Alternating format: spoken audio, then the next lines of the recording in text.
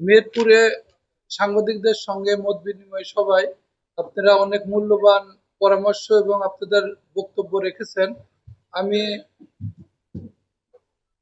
আপনাদের এই মতামত এবং বিভিন্ন পরামর্শ নোট ডাউন করেছি।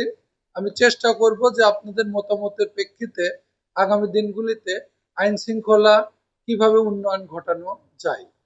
আপনাদের বক্তব্যের মাঝে উঠে এসেছে মোটরসাইকেল চুরি, কিশোর গ্যাং, মেয়েদের উত্ত্যক্ত করা, অনলাইন জুয়া, মাদক, সাইবার ক্রাইম সেল, মোটরসাইকেলে বিভিন্ন হর্ন বাজানো, বিদ্যুতের তার চুরি, এই বিষয়গুলি উঠে এসেছে। আমার যেটা মনে হলো যে মেহেরপুরের জন্য অন্যতম যে সমস্যা সেটা হলো মাদক নিয়ন্ত্রণ এবং অনলাইন জুয়া। প্রথমে মাদকের বিষয় আমি বলতে চাই।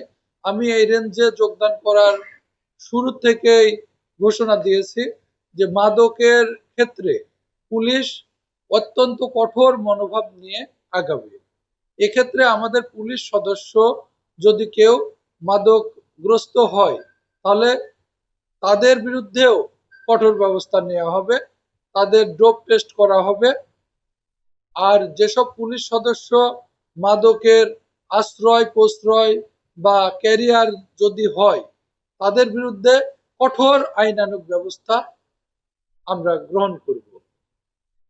আপনারা কথা প্রসঙ্গে বলতেছিলেন যে মাদক ব্যবসায়ীদের সঙ্গে হয়তো পুলিশের সম্পর্ক থাকলেও থাকতে পারে বা আমাদের অভিযানের খবর লিক হয়ে যায়।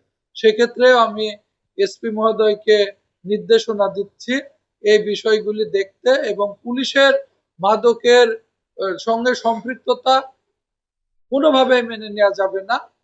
এই সদস্যদের বিরুদ্ধে কঠোর মনোভাব নিয়ে যথাযথ শাস্তির ব্যবস্থা নিশ্চিত করতে হবে।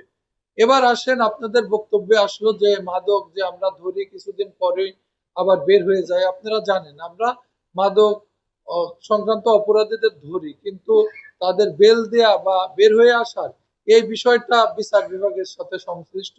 আপনারা জেলার সচেতন নাগরিক, আমার মনে হয় এই বিষয়টা আপনার যথাযথ কর্তৃপক্ষের দৃষ্টি আকর্ষণ করবেন।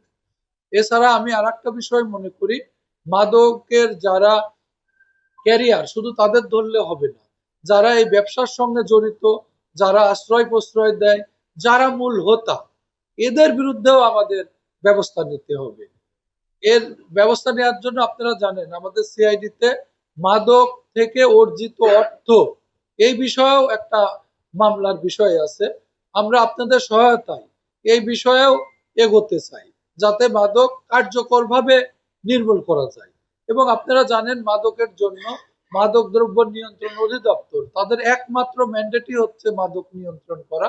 আমি আপনাদের আহ্বান জানাবো এই ডিপার্টমেন্টকেও আপনারা আপনাদের পরামর্শ দিয়ে এবং আপনাদের তাদের কাছে সুচিন্তিত মতামত দিয়ে সহযোগিতা করবেন যাতে তারাও কার্যকর ব্যবস্থা গ্রহণ করতে পারে। এবং আপনারা জানেন মাদকের ক্ষেত্রে বিজিবি তাদেরও অনেক করণীয় আছে, কাজে বিজিবি কর্তৃপক্ষের কাছেও আপনারা অনুরূপভাবে আপনাদের সুচিন্তিত মতামত দিবেন। আমি মনে করি বিজিবি, মাদক দ্রব্য নিয়ন্ত্রণ অধিদপ্তর, পুলিশ সবাই যার যার অবস্থান থেকে শক্ত পদক্ষেপ নিলে মাদক অবশ্যই সহনশীল অবস্থা বা নির্মূল করা সম্ভব হবে। পৃথিবীর অনেক দেশই আছে যেখানে একেবারে শূন্যের কাছাকাছি মাদক নিয়ে যেতে পারছে। তো কাজে এটা কোনো